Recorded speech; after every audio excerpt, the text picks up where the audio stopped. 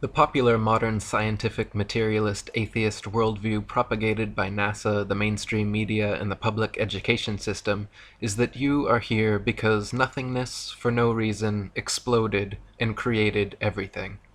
Before time, space, matter, consciousness, intelligence, and life, there was nothing. Then the nothingness exploded.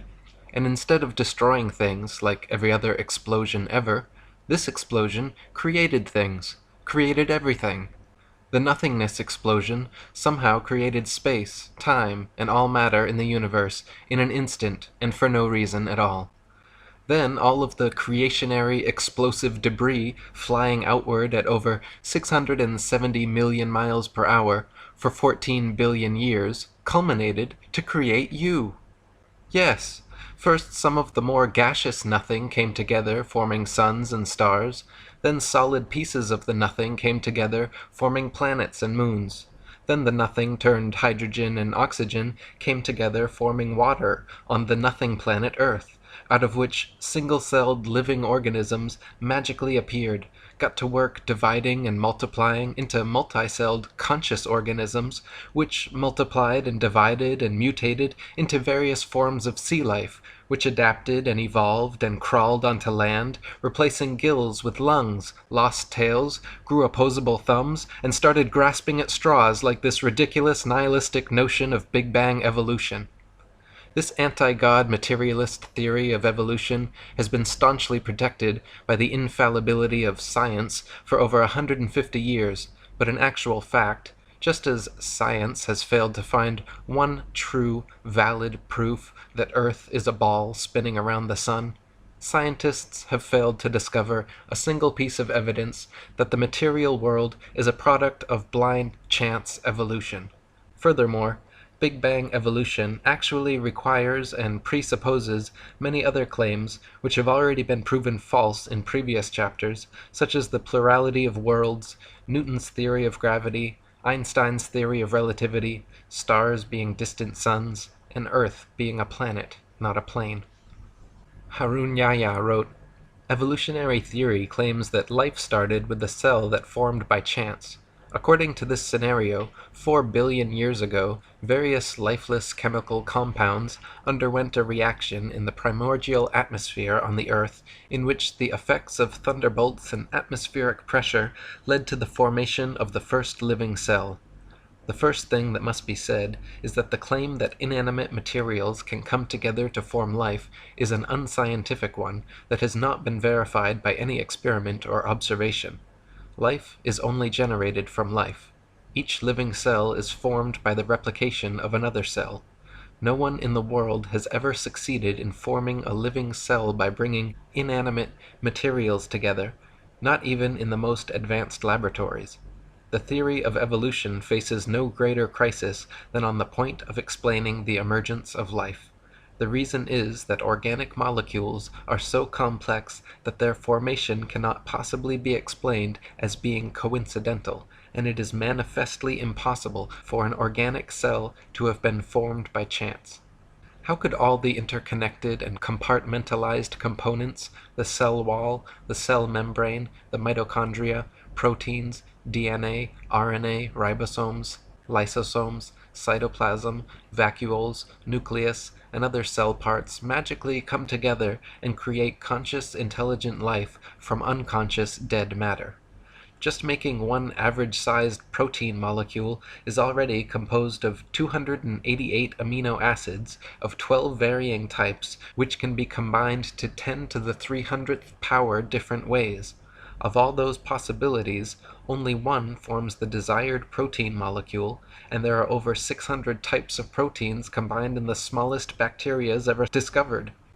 Astronomer Fred Hoyle compared the odds that all the multifaceted and multifunctional parts of a cell could coincidentally come together and create life analogous to a tornado sweeping through a junkyard and assembling a Boeing 747 from the materials therein. Hoyle wrote that if there were a basic principle of matter which somehow drove organic systems toward life, its existence should easily be demonstrable in the laboratory. One could, for instance, take a swimming bath to represent the primordial soup, Fill it with any chemicals of a non-biological nature you please, pump any gases over it or through it you please, and shine any kind of radiation on it that takes your fancy. Let the experiment proceed for a year, and see how many of those 2,000 enzymes, protein produced by living cells, have appeared in the bath. I will give the answer, and so save all the time and trouble and expense of actually doing the experiment. You will find nothing at all, except possibly for a tarry sludge composed of amino acids and other simple organic chemicals. Even if scientists placed all the chemical substances necessary for life in a tank, applied to them any processes of their choice, and waited for billions of years, not a single living cell could or would ever form. Astrobiologist Chandra Wickraman Singh wrote, "The likelihood of the spontaneous formation of life from inanimate matter is 1 to a number with 40,000 zeros after it. It is big enough to bury Darwin and the whole theory of evolution. The beginnings of life were not random. They must have been the product of purposeful intelligence. From my earliest training as a scientist, I was very strongly brainwashed to believe that science cannot be consistent with any kind of deliberate creation. That notion has had to be painfully shed. At the moment, I can't find any rational argument to knock down the view which argues for conversion to God. We used to have an open mind. Now we realize that the only logical answer to life is creation, and not accidental random shuffling." Harun Yahya wrote, "Scientific proofs from such branches of science as paleontology, microbiology, and anatomy reveal evolution to be a bankrupt theory. It has been stressed that evolution is incompatible with scientific discoveries, reason, and logic. Those who believe in the theory of evolution think that a few atoms and molecules thrown into a huge vat could produce thinking, reasoning professors, university students, scientists, artists, antelopes, lemon trees, and carnations. Moreover, the scientists and professors who believe in this nonsense are educated people. That is why it is quite justifiable to speak of the theory of evolution as the most potent spell in history. Never before has any other belief or idea so taken away people's powers of reason, refused to allow them to think intelligently and logically, and hidden the truth from them as if they had been blindfolded. Consciousness, life, the beautiful diversity, complexity, and interconnectedness of nature and the universe simply could not be the result of some random coincidental physical phenomenon. If the likelihood of life forming from inanimate matter is 1 to the 10 to the 40,000th power, then those are precisely the magnificent odds against which the universe could be unintelligently designed.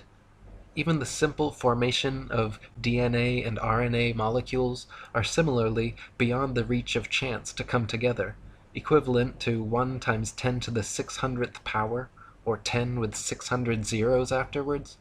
Such a mathematical improbability actually so closely borders the impossible that the word improbable becomes misleading. Mathematicians who regularly work with these infinitesimally small numbers say anything beyond 10 to the 50th power should be considered, for all intents and purposes, impossible. Dr. Leslie Orgel, an associate of Francis Crick, the discoverer of DNA, wrote, "It is extremely improbable that proteins and nucleic acids, both of which are structurally complex, arose spontaneously in the same place at the same time. Yet it also seems impossible to have one without the other. And so, at first glance, one might have to conclude that life could never in fact have originated by chemical means. Or as Turkish evolutionist Professor Ali Demirsoy stated, the probability of the coincidental formation of cytochrome C, just one of the essential proteins for life, is as unlikely as the possibility of a monkey writing the history of humanity on a typewriter without making any mistakes. Some metaphysical powers beyond our definition must have acted in its formation." Harun Yahya wrote, "Let us suppose that millions of years ago a cell was formed which had acquired everything necessary for life, and that it duly came to life. The theory of evolution again collapses at this point, for even if this cell had existed for a while, it would eventually have died, and after its death, nothing would have remained, and everything would have been reverted to where it had started. This is because the first living cell, lacking any genetic information, would not have been able to reproduce and start a new generation. life would have ended with its death. The genetic system does not only consist of DNA, the following things must also exist in the same environment: enzymes to read the code on the DNA, messenger RNA to be produced after reading these codes, a ribosome to which messenger RNA will attach according to this code, transfer RNA to transfer the amino acids to the ribosome for use in production, and extremely complex enzymes to carry out numerous intermediary processes. Such an environment cannot exist anywhere apart from a totally isolated and completely controlled environment, such as the cell, where all the essential raw materials and energy resources exist. The Big Bang theory is easily proven false, as the nature of explosions is to destroy, to break things down into their constituent parts, increasing chaos and decreasing order. Explosions simply do not and cannot create things, causing disparate parts to combine into more ordered wholes, as the Big Bang theory contends. Similarly, the theory of evolution is proven false by entropy, the second law of thermodynamics. It is a fact that systems left to their own devices tend to become corrupted, disordered, and dispersed over time. All things, living or not, wear out, deteriorate, and decay. They do not spontaneously come together over time in incredibly implausible combinations, creating diverse, complex, and beautiful living forms. Thus, the theory of evolution is in direct opposition to the law of entropy. Evolution supposes things become more ordered, more structured, and more complex over time. But from rust to mold to rotting corpses, nature is everywhere at odds with such a notion. Furthermore, according to the Le Chatelier principle in chemistry, life could not have been formed in the sea as evolutionists allege anyway, since the peptide bond created by amino acid chains produces water molecules. It is not possible for such a reaction to take place in a hydrous environment. Harun Yahya wrote, "Organic matter can self-reproduce only if it exists as a fully developed cell with all its organelles in an appropriate environment where it can survive, exchange materials, and get energy from its surroundings. This means that the first cell on Earth was formed all of a sudden, together with its amazingly complex structure. What would you think if you went out hiking in the depth of a thick forest and ran across a brand new car among the trees? Would you imagine that various elements in the forest had come together by chance over millions of years and produced such a vehicle? All the parts in the car are made of products such as iron, copper, and rubber, the raw ingredients for which are all found on the earth. But would this fact lead you to think that these materials had synthesized by chance and then come together and manufactured such a car? There is no doubt that anyone with a sound mind would realize that the car was a product of an intelligent design, in other words, a factory, and wonder what it was doing there in the middle of the forest. The sudden emergence of a complex structure in a complete form, quite out of the blue, shows that this is the work of an intelligent agent. An extraordinarily complex system like the cell is no doubt created by a superior will and wisdom. In other words, it came into existence as a creation of God. Many facets of nature are far too complex, specialized, and perfect to have arisen simply due to blind chance changes over time. For example, the eye, with its various parts and mechanisms, all working together with the brain producing the sharpest, clearest 3D color images imaginable. Even the most advanced cameras and plasma screens ever produced by humans cannot provide an image as perfect in detail and clarity as our own eyes.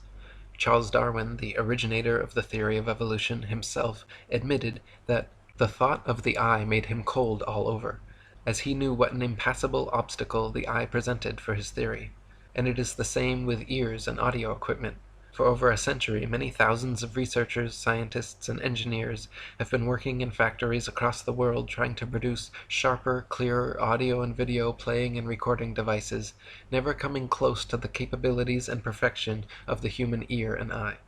Harun Yahya wrote, "Look at the book you read, your hands with which you hold it, then lift your head and look around you.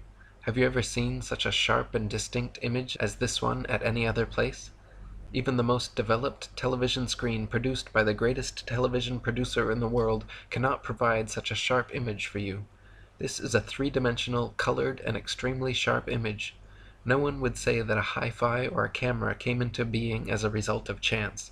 So how can it be claimed that the technologies that exist in the human body, which are superior even to these, could have come into being as a result of a chain of coincidences called evolution? It is evident that the eye, the ear, and indeed all the parts of the human body are products of a very superior creation. Charles Darwin, in his Origin of Species, the veritable Bible of atheist materialists, stated that if my theory be true, numberless intermediate varieties, linking most closely all of the species of the same group together, must assuredly have existed. Consequently, evidence of their former existence could be found only amongst fossil remains. Darwin himself knew no such transitional forms had been discovered, and hoped that they would be found in the future. He even admitted in his Difficulties on Theory chapter that these missing intermediate forms were the biggest stumbling block for his theory. He called it the most obvious and gravest objection which can be urged against my theory. Harun Yahya wrote, "According to the theory of evolution, every living species has emerged from a predecessor. One species which existed previously turned into something else over time, and all species have come into being in this way. According to the theory, this transformation proceeds gradually over millions of years. If this were the case, then innumerable intermediary species should have lived during the immense period of time when these transformations were supposedly occurring. For instance, there should have lived in the past some half-fish, half-reptile creatures which had acquired some reptilian traits in addition to the fish traits which they already had. Or there should have existed some reptile bird creatures which had acquired some avian traits in addition to the reptilian traits they already possessed. Evolutionists refer to these imaginary creatures, which they believe to have lived in the past, as transitional forms. If such animals had really existed, there would have been millions, even billions of them. More importantly, the remains of these creatures should be present in the fossil record. The number of these transitional forms should have been even greater than that of present animal species, and their remains should be found all over the world." Darwin hoped that transitional forms of animal species gradually evolving into different species would eventually be discovered at some future time in the fossil record. To this day, however, no such transitional forms have ever been found anywhere in the world. Darwin's observations regarding natural selection and adaptation were certainly correct. So-called microevolution of various traits and characteristics within a species has been confirmed and widely exists. But macroevolution, the supposed transformation from one species into a completely different species, has never been observed, and no evidence of such evolution exists anywhere in the fossil record. Colin Patterson, senior paleontologist for the British Museum of Natural History and an ardent evolutionist, even he admits that Darwinists must concede natural selection has never been observed to actually cause anything to evolve. He said, "No one has ever produced a species by mechanism of natural selection. No one has ever got near it, and most of the current argument in neo-Darwinism is about this question." Harun Yahya wrote, "Even in the most scientific books about evolution, the stage of transition from water to land, one of the unexplainable points of evolution, is given in such simplicity that they do not prove to be believable even for children. According to evolution, life began in water, and the first developed animals on Earth were fish. According to the story, one day fish species developed the ability to climb out of the water and moved on land. The theory continues that fish which chose to live on land had feet instead of fins, and lungs instead of gills. In most of the books about evolution, nobody explains why the transition occurred. Even in the most scientific sources, writers suddenly jump to conclusions like, "and transition from water to land occurred," without providing a satisfactory answer regarding how the process worked. Yet, how did this transformation occur? It is obvious that a fish cannot survive out of water for more than 1 or 2 minutes. If we assume that a drought really existed, as claimed by evolutionists, and fish were for some reason drawn to lands, then what would happen to fish even if this process lasts for 10 millions of years? The answer is straight. Fish leaving the water would inevitably die in a few moments. Even if this process lasted for 10 million years, the answer would still be the same. All fish would die one by one. Nobody would dare say, "Maybe after 4 million years some of the fish suddenly acquired lungs while they were trying to survive. This would no doubt be an illogical assertion. However, that is exactly what evolutionists claim. The theory of evolution supposes that life somehow originated and evolved in the sea until somehow something that had theretofore lived only underwater grew lungs and feet and started living on land. Darwinists claim fish, creatures living only underwater, turned into amphibians, creatures living on both land and water, and then amphibians evolved into reptiles, creatures living only on land. Then they propose some reptiles evolved wings and became birds, while other reptiles evolved and became mammals. None of these transitional forms have ever been found, however, nor could they realistically exist either. For example, amphibian eggs develop only in water, whereas amniotic eggs develop only on land, so some sort of gradual step-by-step evolution scenario is impossible, since without perfect, complete eggs, a species cannot survive. Reptiles, allegedly evolving into mammals, is another example of evolutionist wishful thinking. Reptiles are cold-blooded, lay eggs, do not suckle their young, have one middle ear bone, 3 mandible bones, and bodies covered in scales, whereas mammals are warm-blooded, have live births, suckle their young, have 3 middle ear bones, 1 mandible, and are covered in fur or hair. Far too many distinct differences for gradual evolution. Reptiles evolving wings is another sheer impossibility, as the structure of land-dwelling reptiles and air-dwelling birds are far too different. Engin Qurer, a Turkish evolutionist, admits the problem wings present to Darwin's theory. The common trait of the eyes and the wings is that they can only function if they are fully developed. In other words, a halfway developed eye cannot see. A bird with half-formed wings cannot fly. How these organs came into being has remained one of the mysteries of nature that needs to be enlightened. Harun Yahya wrote, "Although it is cloaked in the guise of science, the theory of evolution is nothing but a deceit defended only for the benefit of materialistic philosophy, a deceit based not on science but on brainwashing propaganda and fraud. The theory of evolution is a theory that fails from the very first step. The reason is that evolutionists are unable to explain even the formation of a single protein. Neither the laws of probability nor the laws of physics and chemistry offer any chance for the fortuitous formation of life. Does it sound logical or reasonable, when not even a single chance-formed protein can exist, that millions of such proteins combined in order to produce the cell of a living thing, and that billions of cells manage to form and then come together by chance to produce living things, and that from them generated fish, and that those that passed to land turned into reptiles, birds, and that this is how all the millions of different species on Earth were formed? They have never found a single transitional form, such as a half-fish, half-reptile, or half-reptile, half-bird, nor have they been able to prove that a protein, or even a single amino acid molecule composing a protein, could have formed under what they call primordial Earth conditions. Not even in their elaborately equipped laboratories have they succeeded in doing that. Darwin's theory is a concept that concerns not only biology, chemistry, astronomy, and metaphysics, but actually formed the basis for a new political outlook as well. Within a very short time, this new progressive political attitude was redefined as social Darwinism, and as many historians have suggested, social Darwinism became the ideological basis of fascism, communism, and eugenics.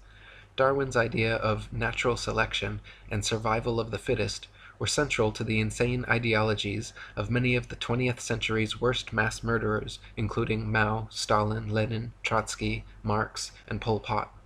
Charles Darwin himself was a blatant racist who elucidated in his book The Descent of Man how blacks and aborigines, due to their inferiority to Caucasians, would be done away with by the civilized races in time. Freemasonic records state that Charles Darwin's grandfather, Erasmus Darwin, was a philosopher, scientist, and physician who advanced ideas on evolution back in the 18th century. Before coming to Derby in 1788, Dr. Darwin had been made a Mason in the famous time immemorial lodge of Canongate Kilwinning No. 2 of Scotland. He also maintained close connections to the Jacobin Masons in France and Adam Weishaupt's Illuminati. Sir Francis Darwin and Reginald Darwin, 2 of his sons, were also made Masons in Tyrian Lodge No. 253 at Derby. Charles Darwin does not appear on the rolls of the lodge, but it is most likely that he, like his grandfather, his sons, and his bulldog, T.H. Huxley, was a Mason. Charles wrote that he used to listen to his grandfather's ideas of evolution and was greatly influenced by them. Erasmus was the first man to put forward the notion of evolution in England. He was known as a respected person, but he had a very dark private life, and at least 2 illegitimate children. Charles himself would go on to marry his first cousin and have 3 children die due to complications from inbreeding. Harun Yahya wrote, Masons, thinking that Darwinism could serve their goals, played a great role in its dissemination among the masses. As soon as Darwin's theory was published, a group of volunteer propagandists formed around it, the most famous of whom was Thomas Huxley, who was called Darwin's bulldog. Huxley, whose ardent advocacy of Darwinism was the single factor most responsible for its rapid acceptance, brought the world's attention to the theory of evolution in the debate at the Oxford University Museum, in which he entered into on June 30th, 1860, with the Bishop of Oxford, Samuel Wilberforce. Huxley's great dedication to spreading the idea of evolution, together with his establishment connections, is brought into further light according to the following fact. Huxley was a member of the Royal Society, one of England's most prestigious scientific institutions, and, like nearly all the other members of this institution, was a senior Mason. Other members of the Royal Society lent Darwin significant support. In short, Darwin wasn't acting alone.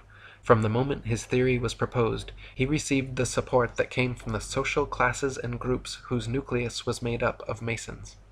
An important example which proves the fact that Darwinism is one of the biggest deceptions of atheistic Freemasonry is a resolution carried in a Mason meeting. The 33rd Degree Supreme Council of Mizraim Freemasonry at Paris reveals in its minutes its promotion of evolution as science, while they themselves scoffed at the theory. The minutes read as follows. It is with this object in view, the scientific theory of evolution, that we are constantly, by means of our press, arousing a blind confidence in these theories. The intellectuals will puff themselves up with their knowledge, and without any logical verification of them, will put into effect all the information available from science, which our agentur specialists have cunningly pieced together for the purpose of educating their minds in the direction we want. Do not suppose for a moment that these statements are empty words. Think carefully of the successes we arranged for Darwinism. Atheistic Freemasonry in the United States has picked up the resolution of Mizraim before long. New Age magazine in its March 1922 issue stated that the kingdom of atheistic Freemasonry will be established by evolution and the development of man himself. As seen above, the false scientific image of evolution is a deception set in the 33rd degree atheist Masonic lodges. Atheist Masons openly admit that they will use the scientists and media which are under their control to present this deception as scientific, which even they find funny. The Mimar Sinan journal, published by the Turkish Great Freemasonry Lodge, has openly discussed their mission to use Darwinism to overthrow religion and belief in God. One article mentioned, "Today, the only valid scientific theory accepted both by most civilized countries and underdeveloped ones remains to be Darwinism. However, neither the Church nor other religions have collapsed yet. The legend of Adam and Eve is still being taught as religious teaching in holy books." In other words, it seems that one of the main goals of modern Masons, besides convincing people of the Ball Earth and Big Bang, is to abolish creationism and replace it with their godless myth of blind chance evolution. Just like Copernicus never claimed to have any new or special evidence for his heliocentric theory, Darwin never claimed to have any verifiable scientific evidence proving his evolution theory. Yet here we are 150 years later, no closer to a proof of either, but with the vast majority of indoctrinated sheeple convinced they are monkey men hanging from a spinning ball. Harun Yahya wrote, "When we look at the Western media carefully, we frequently come across news dwelling on the theory of evolution. Leading media organizations and well-known and respectable magazines periodically bring this subject up. When their approach is examined, one gets the impression that this theory is an absolutely proven fact, leaving no room for discussion. Ordinary people reading this kind of news naturally start to think that the theory of evolution is a fact, as certain as any law of mathematics. They print headlines in big fonts. According to Time magazine, a new fossil that completes the gap in the fossil chain has been found. or nature indicates that scientists have shed light on the final issues of evolutionary theory. The finding of the last missing link of the evolution chain means nothing because there is not a single thing proven about evolution.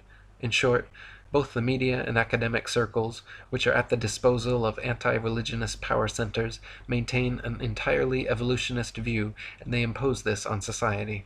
This imposition is so effective that it has in time turned evolution into an idea that is never to be rejected. Denying evolution is seen as being contradictory to science and fundamental realities. The information we have considered throughout this book has shown us that the theory of evolution has no scientific basis, and that, on the contrary, evolutionist claims conflict with scientific facts. In other words, the force that keeps evolution alive is not science. The theory of evolution is maintained by some scientists, but behind it there is another influence at work.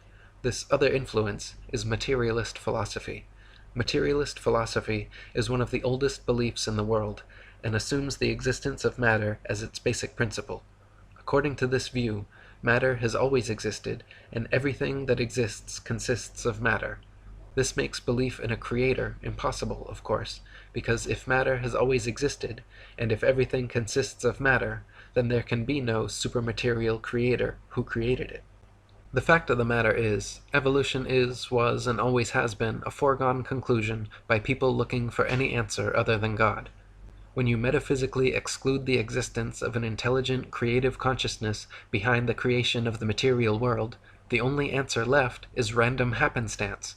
Everything must be the result of coincidence, chance, and circumstance once you have excluded the possibility of a supreme intelligent creator. But no matter how diligently it is denied, the truth remains. You simply are not some cosmic accident, not the result of random happenstance, chance, or coincidence. Your eyes, your ears, your feelings, your life and consciousness are all the result of the most supremely intelligent design. My previous book, Spiritual Science, is a 284-page refutation of materialist science and philosophy, which proves far beyond any reasonable doubt that atheistic materialism is an invalid, untenable, destructive philosophy, and that consciousness and intelligence existed before and beyond all space, time, and matter. Malcolm Muggeridge, an atheist philosopher and supporter of evolution for 60 years, finally admitted before his death that I myself am convinced that the theory of evolution, especially the extent to which it's been applied, will be one of the great jokes in the history books in the future. Posterity will marvel that so very flimsy and dubious an hypothesis could be accepted with the incredible credulity that it has.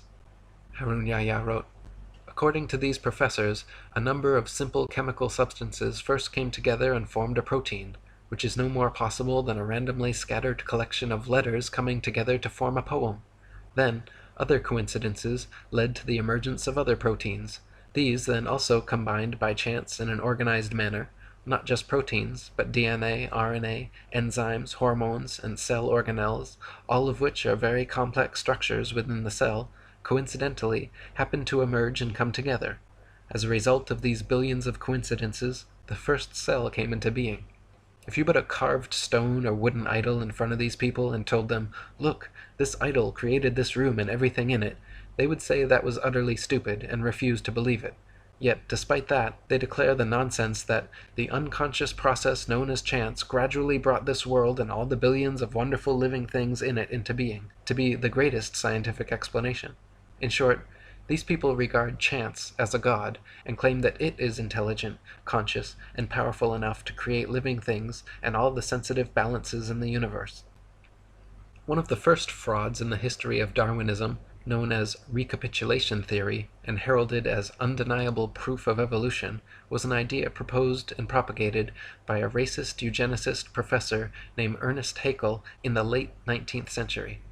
A contemporary and friend of Charles Darwin, and Thomas Bulldog Huxley, Heckel postulated that human and other animal embryos experience a miniature form of the entire evolutionary impulse during their development in the womb, displaying first characteristics of fish, then reptile, and lastly mammalian or human.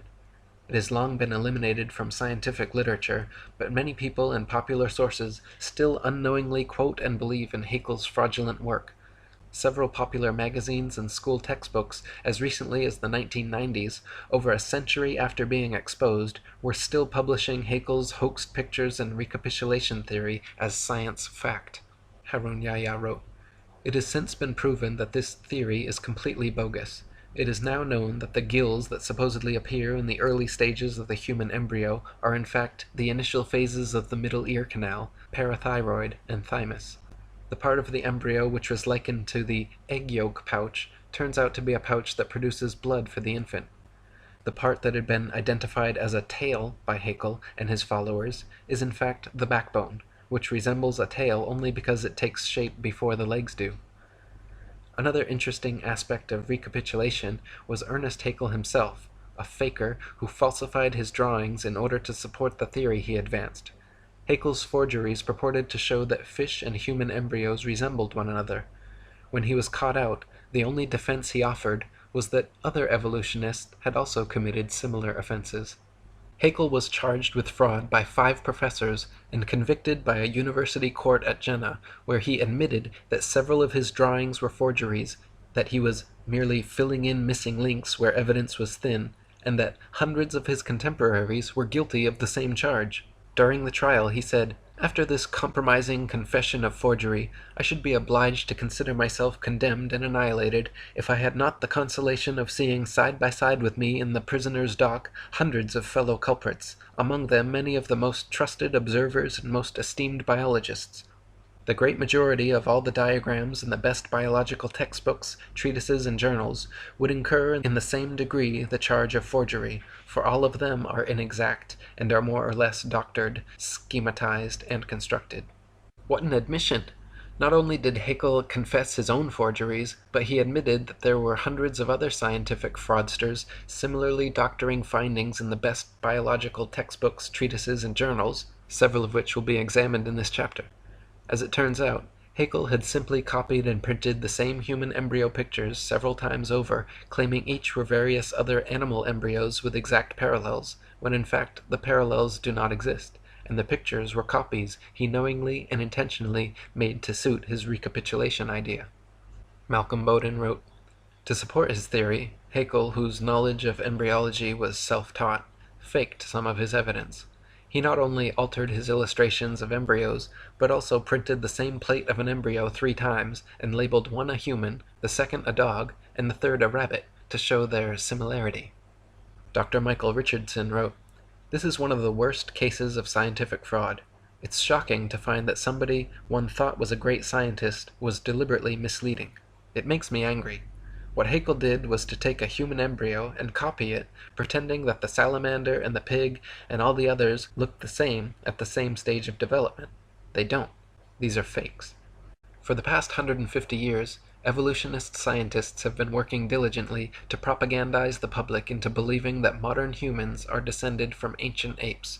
The final and most difficult theoretical leap for the theory of evolution is this supposed million-year transition from ape to human. The utter impossibility of evolving abilities like bipedality, erect spinal columns, and complex linguistic skills has been debated since the theory was first presented, but such obstacles will never stop die-hard evolutionists set on discovering, or inventing, a believable monkey-man transitional species. The first of these convenient evolutionary discoveries was the Neanderthal man, found in the Neander Valley of Germany in 1856. Just in time for the release of Darwin's Origin of Species. To this day, reconstructed drawings of hairy ape-like Neanderthal men are depicted in scholarly journals and school textbooks, and claim to be a missing evolutionary link. The fact is, however, that all so-called Neanderthal remains have never been shown to be any more different from modern humans than an Asian from a Caucasian, or an Inuit from an Aborigine. Also, the skull size shows its brain was actually 13% larger than the average brain of modern man, making it impossible to be an intermediary between man and ape. Even Time magazine in 1971 proclaimed the primitiveness of Neanderthal to be unwarranted, that he could walk the street today unrecognized. One writer even commenting that historians of the future may declare all of us insane for not detecting and refuting this incredible blunder with adequate determination. One of the main proponents pushing Neanderthal man as an authentic species nowadays is Rainer Prosch, a German professor who dated the fossils at 36,000 years old, allowing them to fit perfectly in the evolutionist timeline. In 2005, however, Prosch was forced to retire in disgrace by a panel of Frankfurt University heads who determined he had fabricated data and plagiarized the work of his colleagues over the past 30 years. The once renowned carbon dating expert has presently been completely ostracized from the scientific community. It has since been determined that all Neanderthal skeletal remains are no more than a few thousand years old, some only a few hundred. They have also found modern human DNA in the bones, that their brain capacity was 13% larger than the modern average, their height 5'9", comparable to our average, and they had advanced tools, buried their dead, and enjoyed art. University of Berlin professor Rudolf Virchow, Ernest Haeckel's former professor and the father of modern pathology, back in 1872 concluded the original Neanderthal remains were simply that of an unfortunate Homo sapiens who had suffered childhood rickets, adult arthritis, and was victim to several damaging blows to the head. Eric Trinkaus, a paleoanthropologist from New Mexico University, concluded his examination stating, "Detailed comparisons of Neanderthal skeletal remains with those of modern human have shown that there is nothing in Neanderthal anatomy that conclusively indicates locomotor, manipulative, intellectual, or linguistic abilities inferior to those of modern humans." In 1891, the next ape-man discovery was found in Java, Indonesia, by Eugene Dubois, who coincidentally happened to be a student and apprentice of evolutionist hoaxer Ernest Haeckel. Dubois found a skull cap, a leg bone, a jaw fragment, and 3 teeth, from which he reconstructed the ape-like Java man. Within 10 years of its discovery, Java man was the main subject of over 80 evolution books and articles. It was given the scientific name of Anthropopithecus erectus, and later changed to Pithecanthropus erectus, and finally Homo erectus, undoubtedly for superficial pseudoscientific reasons. Hank Hanegraaff wrote, "Java man was discovered by a Dutchman. I'm a little embarrassed by that because I'm a Dutchman myself. His name was Eugene Dubois. The bones were found in 1891 on an Indonesian island of Java in Southeast Asia along the banks of the Solo River. And there was an interesting assortment. He found a leg bone, a skull cap, a jaw fragment, and 3 teeth. And that's what he concocted Java man from. Interestingly, some of the teeth were old and some young. The bones belonged to ape, female and male. It was an interesting conglomeration, and the reason that people didn't catch on to it is because the find of Dubois was kept from scholars for about 30 years. He also withheld the discovery of modern human remains, which were found in the same stratum as Java man. Of course, that would have ruined his claims that Java man was the ancestor of modern-day humans. Finally, enough pressure was placed on him that the actual bones were allowed to be examined and the discrepancies were found, and eventually enlightened America, as well as the world, found out that this was a hoax. Unfortunately, hoaxes die hard. Recently, Time magazine ran a cover story entitled "How Man Became Man," and starts off ridiculing Christians and creationists, then goes on to present Java man as though it were a fact. Java man's teeth were found to be of different ages, and the bones a mixture of human and ape, with a giant gibbon skull. Rudolf Virchow, Haeckel's own professor and the foremost pathology expert of his time, stated, "In my opinion, this creature was an animal, a giant gibbon in fact, and the thigh bone has not the slightest connection with the skull." He and many others have concluded the thigh bone is quite clearly human, while the skull cap and teeth belong to a primate. In 1912, a doctor and paleoanthropologist named Charles Dawson claimed to have found a jawbone and cranial fragment of an ape-man transitional form in a pit in Piltdown, England. It was alleged to be 500,000 years old, and was displayed as absolute proof of human evolution in museums across the world. For the next 40 years, scores of scientific articles, artist reconstructions, and over 500 doctoral theses were written about Piltdown Man. Objections and criticisms were raised immediately by contemporaries like Arthur Keith, but managed to be mitigated by Dawson until 1953, when tests proved conclusively that the Piltdown skull was actually human and only a few hundred years old, while the lower protruding jaw was from a recently deceased orangutan. Investigators found that Dawson had artificially worn down the orangutan jaw, and that the primitive tools discovered alongside the fossils were imitations Dawson had sharpened with steel implements. Dawson also filled the molar surfaces of the teeth to more resemble those of man, and stained all the fossils with potassium dichromate to give them an antiquated appearance. The stains quickly disappeared when dipped in acid, however. Wilfrid Lagroix-Clark, a member of Joseph Weiner's team who uncovered the forgery, stated that the evidences of artificial abrasion immediately sprang to the eye. Indeed, so obvious did they seem, that it may well be asked, how was it that they had escaped notice before? Within days, Piltdown Man was removed from the British Museum, where it had been on display for 4 decades. Since conclusively being proven a hoax in 1953, many of Dawson's other paleontological finds have also proven to be fakes or planted. In 2003, Dr. Miles Russell of Bournemouth University published the results of an investigation into Dawson's antiquarian collection, concluding that at least 38 specimens were clear fakes, noting that Dawson's entire academic career appears to have been built upon deceit, sleight of hand, fraud, and deception, the ultimate gain being international recognition. The next fraudulent attempt at creating and propagating a supposed ape-man transitional form was carried out in 1922 by Henry Fairfield Osborn, co-founder of the American Eugenics Society, president of the White Supremacist Pioneer Fund, and director of the American Museum of Natural History. Osborn declared that he had been sent an anomalous tooth found in Snakebrook, Nebraska, which had characteristics of both ape and man. He determined that it came from the Pliocene period of ancient history, and affectionately labeled the tooth's owner Nebraska Man. Harun Yahya wrote, Nebraska Man was immediately given a scientific name, Hesperopithecus haroldkukei. Many authorities gave Osborn their support. Based on this single tooth, reconstructions of the Nebraska Man's head and body were drawn. Moreover, Nebraska Man was even pictured along with his wife and children as a whole family in a natural setting. Once Nebraska Man made the media rounds of popular publications, and the pliable public was sufficiently propagandized, the story disappeared until 1928, when William Bryan and William Gregory had the opportunity to independently examine the tooth. Their investigations both conclusively found that the tooth did not belong to a man or ape, but was actually from an extinct species of wild American pig called Presthenops.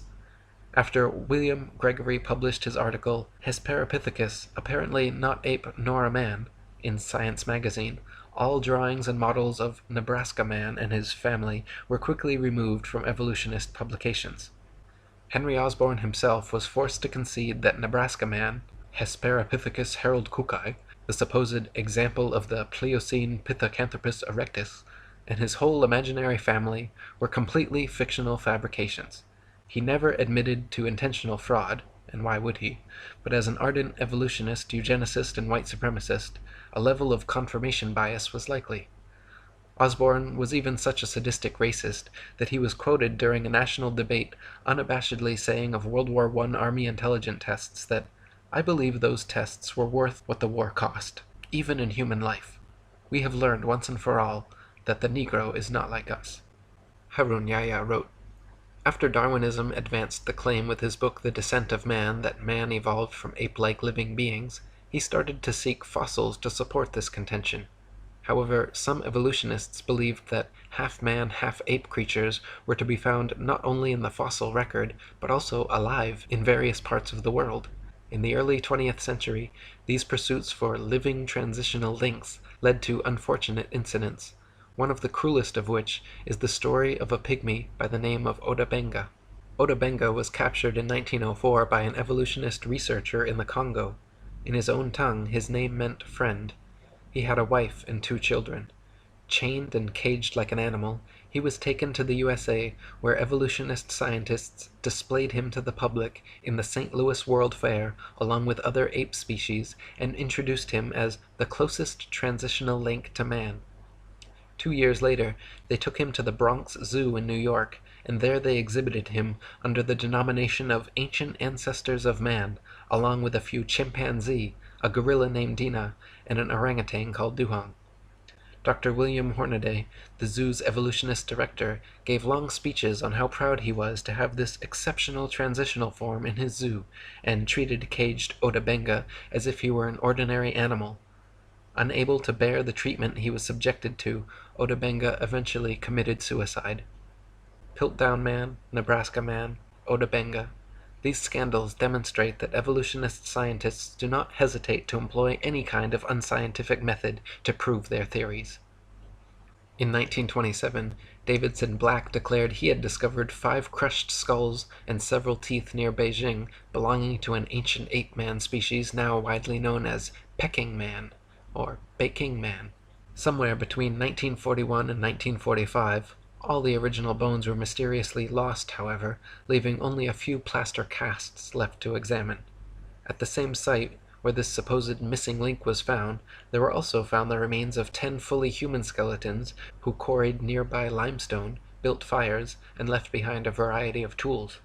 Many scientists now believe the tools were used on Peking Man rather than by them. The back of the skulls were all bashed in, and in that part of the world, monkey brains are a delicacy, so it is likely that Peking Man were actually Peking apes, and they were man's meal, not man's ancient ancestor. In 1974, Donald Johanson discovered Lucy, a 3-foot-tall, supposedly 3 million-year-old Australopithecine in Ethiopia. Widely publicized as our oldest direct human ancestor, Lucy made the usual rounds of scientific magazine journals and school textbooks. Don Johanson modestly claimed that Lucy was the most important find made by anyone in the history of the entire human race, and the media heralded him a hero. He was promoted from assistant professor to receiving his own Institute for Human Biology at Berkeley. During all this time, he never allowed scientists to examine Lucy's bones until 1982, 8 years later. Since then, and as more Australopithecine skeletons have been found and examined, however, many leading evolutionists agree that Lucy is simply an extinct type of ape, similar to modern pygmy chimpanzees, and nothing more. They may have walked slightly more upright than most apes, but were not bipedal or erect, could not talk, spent most of their time on trees, and walked on all fours. Lord Solly Zuckerman and Professor Charles Oxnard did 15 years of research on Australopithecines along with a team of 5 specialists, coming to the conclusion that all the various specimens of Australopithecus they examined were only an ordinary ape genus and definitely not bipedal. The French Science and Life magazine ran the cover story in May 1999, Goodbye Lucy, writing about how Lucy, the most famous fossil of Australopithecus, was not the root of the human race and needs to be removed from our supposed family tree. However, even now in 2014, a movie named Lucy has just been released by Masonic Universal Pictures, where the Lucy ape-woman fraud is still treated as scientific fact throughout the entire movie. In 1982, a skull fragment found in the Spanish town of Ors was held to be the oldest fossilized human remain ever found in Eurasia. Ors Man was supposedly a 17-year-old ape man who lived between 900,000 and 1,600,000 years ago, and was presented to the world with the usual reconstructed drawings showing a young, hairy man-ape teenager. In 1983, however, a team of scientists from France concluded that the skull fragment was actually from a 4-month-old donkey. A 3-day scientific symposium had been scheduled so experts could examine and discuss the bone, but was immediately cancelled after the French investigation. Embarrassed Spanish officials sent out 500 letters to the would-be attendees apologizing. After more conclusive tests, the Daily Telegraph on May 14, 1984 carried the headline, "Ass Taken for Man." Later in 1984, Kamoya Kimu, in a team led by paleoanthropologist Richard Leakey, discovered Turkana Boy at Neriakatum near Lake Turkana, Kenya. Turkana Boy was proclaimed to be a preteen boy from 1.5 to 1.6 million years ago and is now regarded as the most complete early human skeleton ever found. Much like Neanderthal man, however, Turkana Boy, or Neriakatomi Homo erectus, is no different from modern man. American paleoanthropologist Alan Walker said, "I doubt the average pathologist could tell the difference between the fossil skeleton and that of a modern human." He wrote that he laughed upon first seeing it because it looked so much like a Neanderthal. Turkana was bipedal, with arms and legs of human proportions, an upright skeletal structure, comparable in height, cranial size, and development rate of modern humans. Even the discovering team leader Richard Leakey stated that the difference between this specimen of Homo erectus and modern man are no more pronounced than simple racial variances. The shape of the skull, the degree of protrusion of the face, the robustness of the brows, and so on, these differences are probably no more pronounced than we see today between the separate geographical races of modern humans. Such biological variation arises when populations are geographically separated from each other for significant lengths of time. So when seen for what they really are, all the supposed ape-men discoveries and reconstructions are nothing but frauds and fantasies. Neanderthal man was just an ordinary man. Java man and Piltdown man were composed of human and ape bones. Nebraska man was actually a pig. Peking man was actually man's meal. Lucy was just a monkey. Orseman was a donkey. And Turkana was just a boy. Harun Yahya wrote, Reconstruction can be explained as drawing a picture or constructing a model of a living thing based on a single bone, sometimes only a fragment that has been unearthed. The ape-men we see in newspapers, magazines, or films are all reconstructions. The fossils that are claimed to be evidence for the human evolution scenario are in fact products of fraud. For more than 150 years, not even a single fossil to prove evolution has been found. As a matter of fact, the reconstructions, drawings or models, of the fossil remains made by the evolutionists are prepped speculatively precisely to validate the evolutionary thesis. David R. Pilbeam, an anthropologist from Harvard, stresses this fact when he says, at least in paleoanthropology, data are still so sparse that theory heavily influences interpretations. Theories have, in the past, clearly reflected our current ideologies instead of the actual data. Since people are highly affected by visual information, these reconstructions best serve the purpose of evolutionists, which is to convince people that these reconstructed creatures really existed in the past. All the many models, drawings, cartoons, mannequins, and movies made involving various ape-men are complete fiction and fabrication, because no one can actually accurately determine the outward appearance of an animal based solely on bone structure. Soft tissue, which vanishes quickly after death and is responsible for the look of one's eyes, ears, nose, lips, hair, eyebrows, skin, etc., totally depends on the imagination of the person reconstructing them. Ernest A. Houghton of Harvard University stated, to attempt to restore the soft parts is an even more hazardous undertaking. The lips, the eyes, the ears, and the nasal tip leave no clues on the underlying bony parts. You can with equal facility model on a Neanderthaloid skull the features of a chimpanzee or the lineaments of a philosopher. These alleged restorations of ancient types of man have very little if any scientific value and are likely only to mislead the public. So put not your trust in reconstructions. There is no concrete fossil evidence to support the ape-man image which is unceasingly promulgated by the media and evolutionist academic circles. With brushes in their hands, evolutionists produce imaginary creatures. Nevertheless, the fact that these drawings correspond to no matching fossils constitutes a serious problem for them. One of the interesting methods they employ to overcome this problem is to produce the fossils they cannot find. Piltdown Man, which may be the biggest scandal in the history of science, is a typical example of this method. The current evolutionist ape-to-human transitional theory goes Australopithecus, Homo habilis, Homo erectus, Homo sapiens. Australopithecus, which means southern ape, has been proven to be nothing but an extinct ape which closely resembles many modern chimpanzees in height, arm and leg length, skull shape, teeth, mandibular structure, and many other details. Homo habilis, a hypothetical classification created in the 1960s by Turkana team leader Richard Leakey, was what evolutionists deemed necessary to exist between Australopithecus and Homo erectus because the jump was far too drastic. There needed to be a species of ape-man with a larger cranial capacity that could walk upright and use tools. Serendipitously for his career, fossils unearthed in the late 1980s were deemed Homo habilis, and Leakey was regarded a scientific genius. That is, until his contemporaries Bernard Wood and C. Loring Brace determined the Homo habilis arms were too long, legs were too short, and skeletal structure too ape-like to be anything but an ape. Their fingers and toes were that of tree climbers, and their jaws and cranial capacities were comparable to modern apes. American anthropologist Holly Smith in 1994 concluded Homo habilis was not homo, or human at all, but simply an ape, just like Australopithecus. She stated that restricting analysis of fossils to specimens satisfying these criteria, patterns of dental development of Australopithecines and Homo habilis remain classified with African apes. Those of Homo erectus and Neanderthals are classified with humans.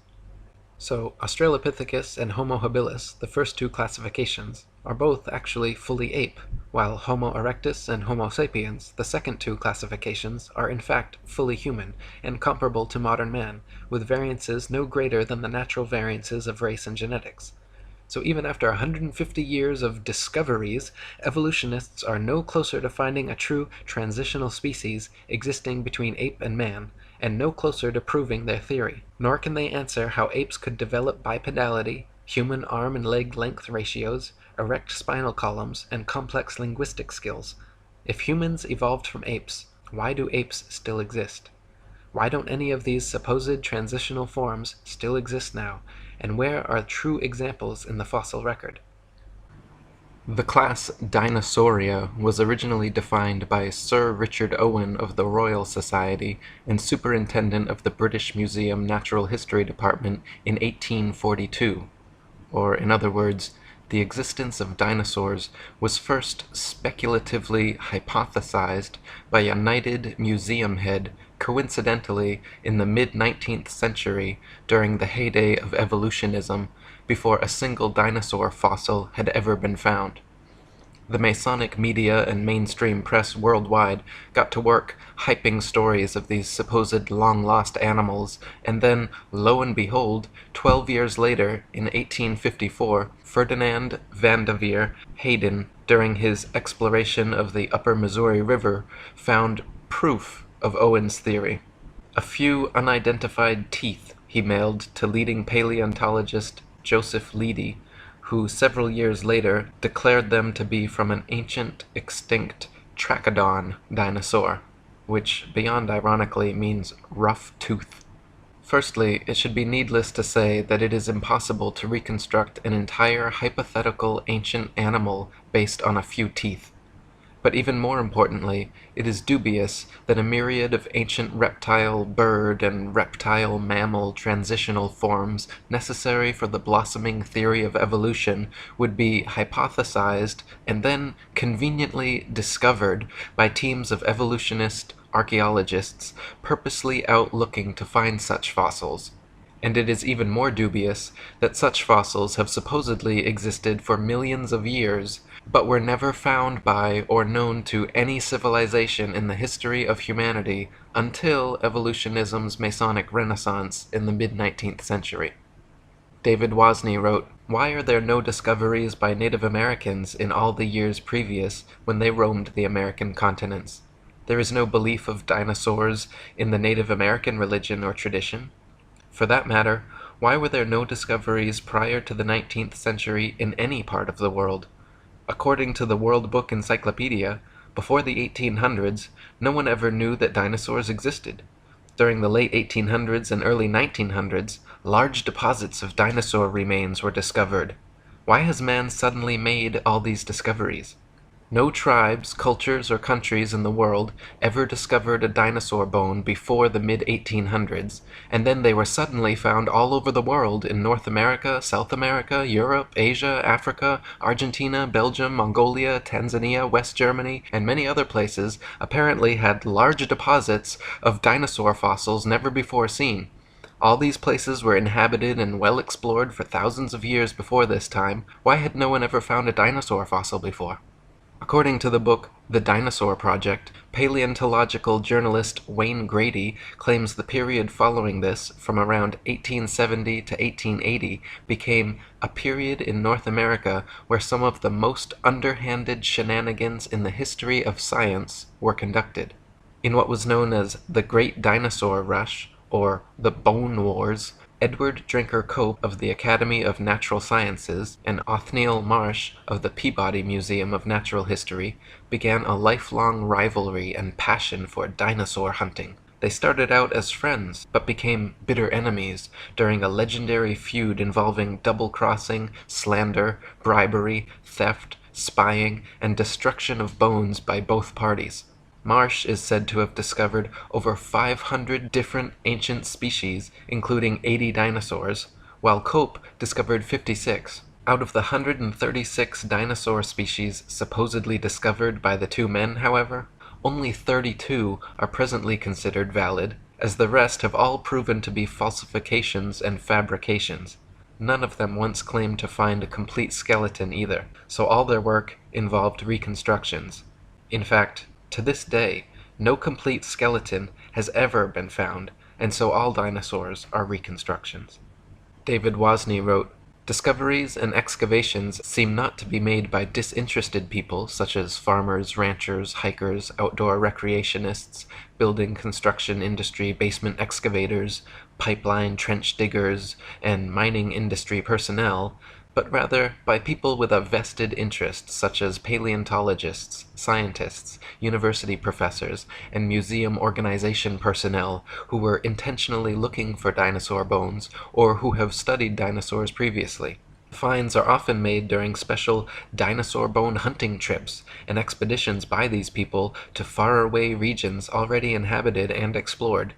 This seems highly implausible.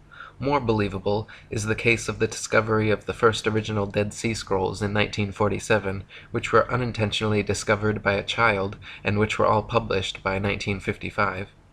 In some cases of a discovery of dinosaur bones by a disinterested person, it was suggested to them by some professional in the field to look or dig in a certain area.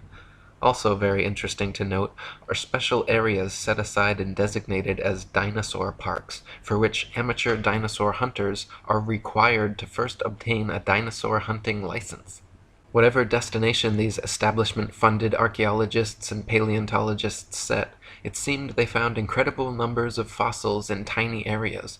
In one of the largest dinosaur excavation sites, called the Ruth Mason Quarry, over 2,000 fossils were allegedly discovered. Casts and original skeletons assembled from these bones are currently on display in over 60 museums worldwide. Florentino Ameghino, head of paleontology at La Plata Museum, is amazingly responsible for 6,000 fossil species supposedly discovered throughout his career, all in Argentina. Dinosaur hunter Earl Douglas sent 350 tons of excavated dinosaur bones to the Carnegie Museum of Natural History throughout his career, all coming from the Dinosaur National Monument in Utah. During an expedition to Patagonia, Dr. Louis Chiappe and Dr. Lowell Dingus supposedly discovered thousands of dinosaur eggs at a site of only a few hundred square yards.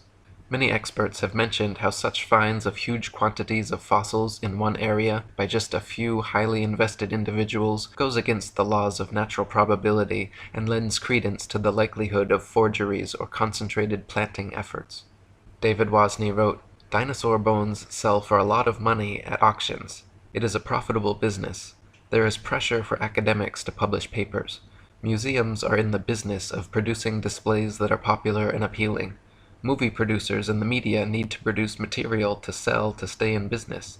The mainstream media loves to hype alleged dinosaur finds. Much is to be gained by converting a bland, non-dinosaur discovery of a bone of modern origin into an impressive dinosaur find and letting artists' interpretations and imaginations take the spotlight rather than the basic, boring, real find. There are people who desire and crave prestige, fame, and attention. There is the bandwagon effect and crowd behavior, and then there are people and entities pursuing political and religious agendas. Highly rewarding financial and economic benefits to museums, educational and research organizations, university departments of paleontology, discoverers and owners of dinosaur bones, and the book, television, movie, and media industries may cause sufficient motivations for ridiculing of open questioning and for suppression of honest investigation. The fact that T-Rex bones have sold at auctions for upward of $12 million shows how lucrative the field of dinosaur hunting can be, and it just happens to be museum officials who serendipitously seem to make the most prolific finds. The first dinosaur to ever be publicly displayed was the Hadrosaurus folci at Edward Drinker Cope's Academy of Natural Sciences in Philadelphia. The bones were co-discovered by Joseph Leidy, Cope's esteemed professor, and the man responsible for the Trachodon Toothosaurus. The original Hadrosaurus reconstruction, which is still on display today, shows a huge plaster-cast bipedal reptile standing upright, using its tail as a third leg. What few people know, however, is that no skull was ever discovered and no original bones were put in the public exhibit. David Wozni wrote, "A visual and a sculptural artist were promptly hired to invent a skull, and from the illustrations of another artist, who had depicted the iguanodon, the two artists drew the same face for the Hadrosaurus folci. The people involved could now technically defend the existence of this dinosaur if someone were to ask. The stunt worked out so well and fooled the public so thoroughly that they could later change the head of the creature without anyone noticing. To this day, Hadrosaurus folci is on display at the Academy of Natural Sciences in Philadelphia. The bones are said to be kept behind heavy closed doors, but a plaster copy is exhibited in their place. So we learn of an iguana skull being substituted for the skull of a dinosaur on display. What was the public told at the time? What are we not being told today? What we are not being told is that this is the rule and not the exception. To this day, not a single complete skeleton of any dinosaur has ever been found. All the museum displays, models, mannequins, cartoons, and movies of prehistoric monsters you have ever seen are all imaginative reconstructions based on incomplete skeletons arranged in a manner paleontologists believe to be most realistic. Furthermore, the skeletons exhibited in museums are all admittedly intricate fabrications made of plaster, fiberglass, various epoxies, and other animal bones, not original fossils. When dinosaur bones are transported and prepared, they use strips of burlap soaked in plaster to jacket over the fossils. Then, after applying a tissue separator to keep the plaster from direct contact with the bone, the soaked burlap strips are laid on until it is totally encased in a protective, mummy-like coating ready for safe transport. In an article titled, "A Fossil's Trail from Excavation to Exhibit," one insider remarked that, "Through mold making and casting, we can totally fabricate limbs, ribs, vertebrae, etc. for the missing pieces of an articulated skeletal mount. Plaster, fiberglass, and epoxies are often and commonly used. In reconstruction work on single bones, small to large cracks can be filled in with mache or plaster mixed with dextrin, a starch that imparts an adhesive quality and extra hardness to regular molding plaster. We've also had success using epoxy putties. Large missing fragments can be sculpted directly in place with these same materials." In other words, museum personnel work with plaster and other materials to transport and fabricate skeletons and missing or incomplete bones all the time. In fact, the huge dinosaur bone displays found in museums across the world are admittedly carefully prepared fakes. No independent researcher has ever examined a real dinosaur.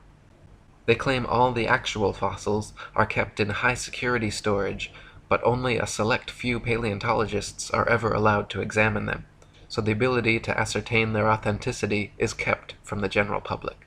Robin Kofod wrote, "Most people believe that dinosaur skeletons displayed in museums consist of real dinosaur bones.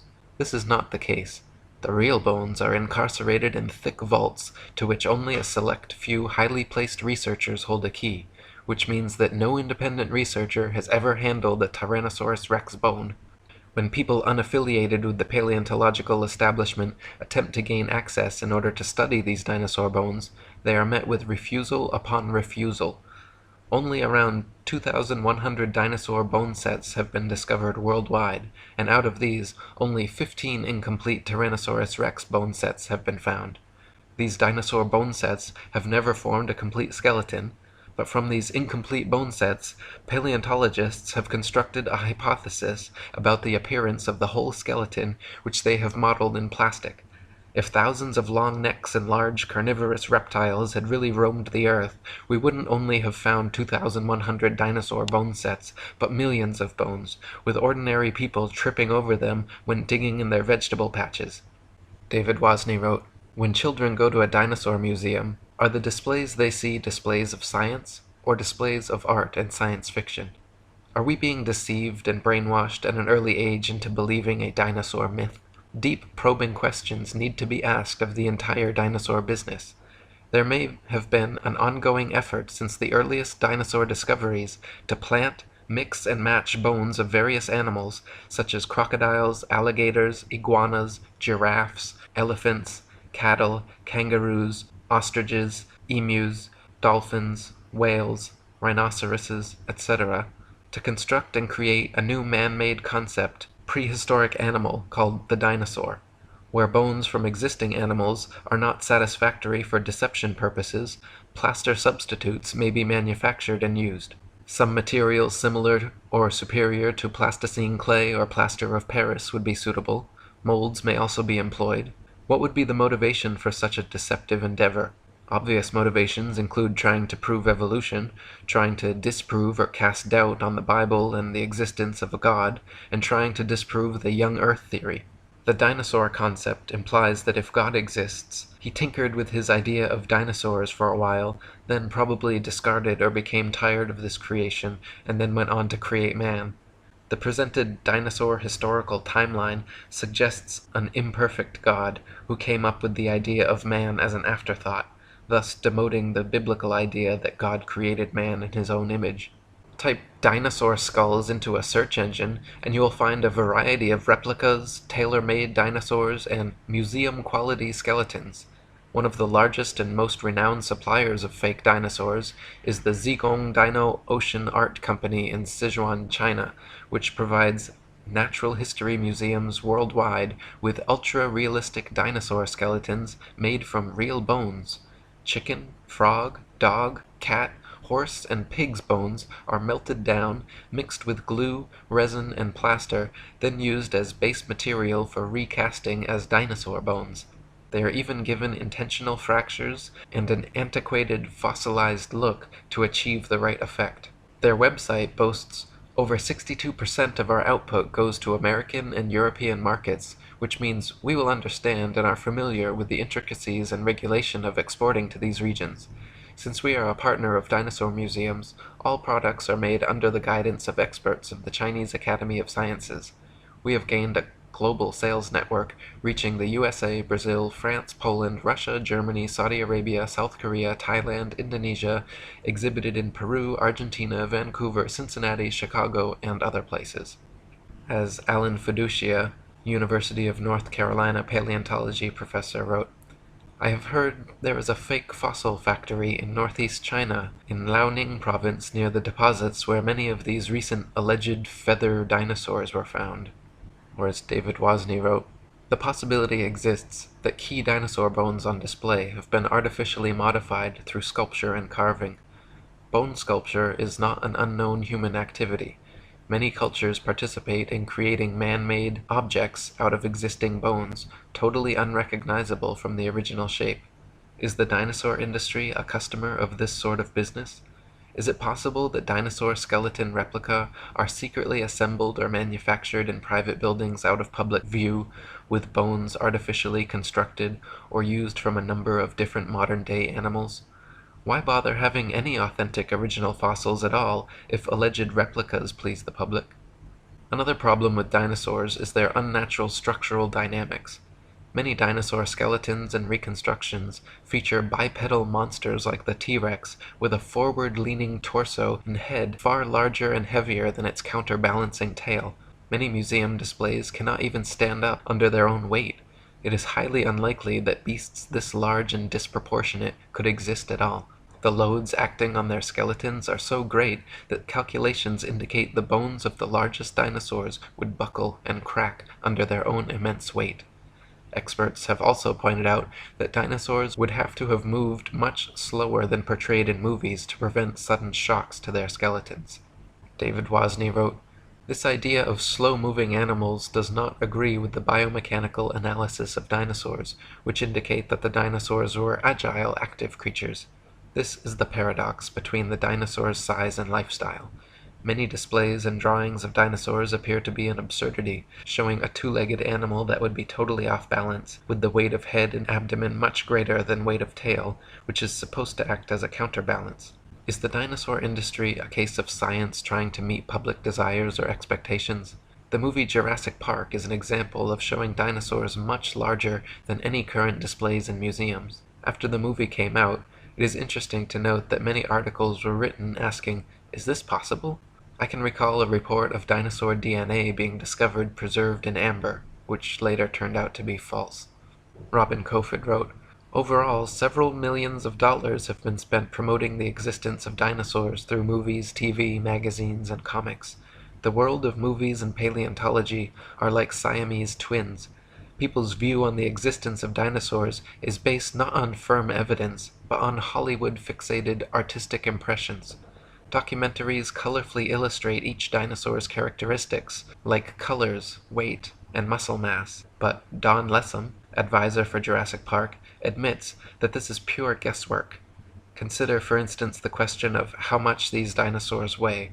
Don Lessam says, "Scientists don't know how much dinosaurs weighed." Dinosaurs are presented to the public with colorful artistic reconstructions, drawings, models, mannequins, gigantic skeletons in museums, cartoons and movies showing these beasts in explicit detail, but the fact is, from the assigning and arrangement of bones in each species, to the impossible to discern soft tissue, skin, eyes, noses, color, hairiness, texture, etc., just like the many supposed ape-man species, all dinosaur reconstructions are 100% fictional fabrications created by invested and inventive evolutionists. They purposely present dinosaurs to children in the media to spark and bias their young imaginations toward their machinations. Cartoons like Ice Age and The Land Before Time, movies like Jurassic Park and Dinosaur Island, coloring books, dolls, plastic toys, elementary school textbooks, and huge displays in children's museums certainly have an effect on budding young minds. National Geographic and the Ice Age movies were produced by Mason Rupert Murdoch's News Corp and 20th Century Fox. The Masonic production company Universal Studios created Jurassic Park and The Land Before Time. They are owned by Comcast, whose main shareholders are Masons J.P. Morgan and the Rothschilds. Discovery Channel, which features many dinosaur documentaries, is also financially advised by N.M. Rothschilds and Son Limited. Former paleontology student Michael Forsell claimed on a radio interview with leading paleontologist Jack Horner that he was a total fraud, fabricating evidence and perpetuating the myth of dinosaurs. He continued on saying, "I started my career in the field of paleontology only to leave my studies once I realized the whole thing was a sham. It's nonsense. Most of the so-called skeletons in museums are actually plaster casts. They even do it openly on documentaries now, preserving the bones my ass. I struggled as a student mainly because I could not tell the difference between a fossilized egg and an ordinary rock, and of course there is no difference. I was treated like a leper when I refused to buy into their propaganda and promptly left the course. Dinosaurs never existed. The whole shebang is a freak show. They just grab a couple of old bones and form them into their latest Frankenstein's monster-like exhibit. We are all being fooled and it's wrong, but together we can stop it." Many claim that since dinosaur fossils have been radiometrically dated to be tens of millions of years old, that their authenticity is thus proven. The fact is, however, that the methods used to date dinosaur fossils involve not measuring the actual fossils, but the rocks near where they are found. Most fossils are found near the surface of the Earth, and if a modern-day animal were to die in the area, paleontologists would be likely to date them the same age. Dr. Margaret Helder, in her book Completing the Picture, a handbook on museums and interpretive centers dealing with fossils, she writes, "Scientists used to be very impressed with the potential of radiometric for coming up with absolutely reliable ages of some kinds of rocks. They do not feel that way anymore. Having had to deal with numerous calculated dates which are too young or too old compared with what they expected, scientists now admit that the process has many more uncertainties than they ever would have supposed in the early years. The public knows almost nothing about uncertainties in the dating of rocks. The impression that most people have received is that many rocks on Earth are extremely old and that the technology exists to make accurate measurements of the ages. Scientists have become more and more aware, however, that the measurements which the machines make may tell us nothing about the actual age of the rock." One of the main reasons that evolutionists needed the existence of dinosaurs was to answer the complicated problems present in the theory of evolution, including sea-dwelling animals evolving into land dwellers, reptiles evolving wings, feathers, flying and becoming birds, as well as other reptiles evolving warm blood, live births, breasts, and becoming mammals, through their imaginary multi-million-year timeline and a variety of supposed transitional dinosaur forms. The paleontological establishment has been promoting various sea dinosaur, reptile/birds, and reptile/mammals to bridge these gaps. Many professionals and experts in the field have disputed such findings as often as they have been presented, however. Dr. Storrs Olson, a Smithsonian Institute scientist, wrote, "The idea of feathered dinosaurs and the theropod origin of birds is being actively promulgated by a cadre of zealous scientists acting in concert with certain editors at Nature and National Geographic, who themselves have become outspoken and highly biased proselytizers of the faith. Truth and careful scientific weighing of evidence have been among the first casualties in their program, which is now fast becoming one of the grander scientific hoaxes of our age. No authentic feathers have ever been found with dinosaur fossils, though a few exposed hoaxes certainly attempted to fake it. Dr. Olson called the adding of feathers to their findings hype, wishful thinking, propaganda, nonsense fantasia, and a hoax. In the 1990s, many fossils with feathers were supposedly discovered in China, suspiciously close to the Zhejiang Dino Ocean Art Company, but when examined, Dr. Timothy Rowe found the so-called Confuciusaurus was an elaborate hoax. He also found the Archaeoraptor, supposedly discovered in the 90s, was composed of bones from 5 different animals. When Dr. Rowe presented his findings to National Geographic, the head scientist reportedly remarked, "Well, all of these have been fiddled with." National Geographic then proceeded with their news conferences and media stories about the Archaeoraptor fossils being genuine and having found the missing link in evolution.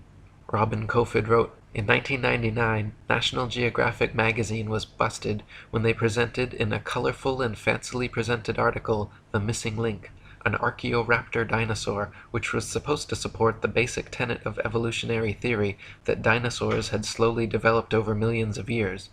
Their proof consisted of a fossil where carefully arranged bone imprints gave the impression of a creature half dinosaur and half bird. The scam was discovered during a CT scan which uncovered unnatural bone links. National Geographic magazine was later forced to admit, when pressured, that the fossil was man-made." Paleontologists claim that Archaeopteryx is another transitional form of bird evolved from dinosaurs, but this theory falls on its face against overwhelming evidence to the contrary. Other species like Confuciusaurus, Launingornis, and Eolalavis have all been found to be contemporary with the Archaeopteryx and are indistinguishable from present-day birds. Alan Fiducia from University of North Carolina, one of the most famous ornithologists in the world, stated, "I've studied bird skulls for 25 years, and I don't see any similarities whatsoever. I just don't see it. Theropod origin of birds, in my opinion, will be the greatest embarrassment of paleontology of the 20th century." Larry Martin from the University of Kansas, a paleoornithologist, says, "To tell you the truth, if I had to support the dinosaur origin of birds with those characters, I'd be embarrassed every time I had to get up and talk about it." Even if dinosaurs did evolve into birds to fill their evolution gap, it does not explain how something like the common housefly could have evolved. Flies flap their wings simultaneously 500 times per second. Even the slightest dissonance in vibration would cause them to lose balance and fall. But this never happens. How could they evolve such an amazing and specialized ability? Why were dinosaurs never discovered before the evolutionist renaissance in the mid-19th century? Why do paleontologists think they can reconstruct an entire species of ancient animal from a few teeth? Why have so many dinosaur discoveries turned out to be hoaxes? Why are all authentic dinosaur fossils kept under tight lock and key away from any independent analysis? Why has erosion and weathering not destroyed all these supposed prints and fossils that are allegedly millions of years old? If dinosaurs were supposedly wiped out by a meteor impact or other such catastrophe, why is it that all the other various animal species that exist today were not similarly wiped out? There are many more questions which need to be answered before anyone in their right mind should consider the existence of dinosaurs anything but a convenient evolutionist myth. Robin Kofod wrote, "The paleontological establishment can control which hypotheses will be constructed through textbooks and the curriculum. In this way, students are brainwashed into a pseudo-reality controlled by text material and the teacher's authority. A short practical example. A random dental bone is found at an excavation site, and from this dental bone the rest of the skeleton is guessed at. We are not kidding about this. The entire dinosaurian field of the paleontological program is a sham."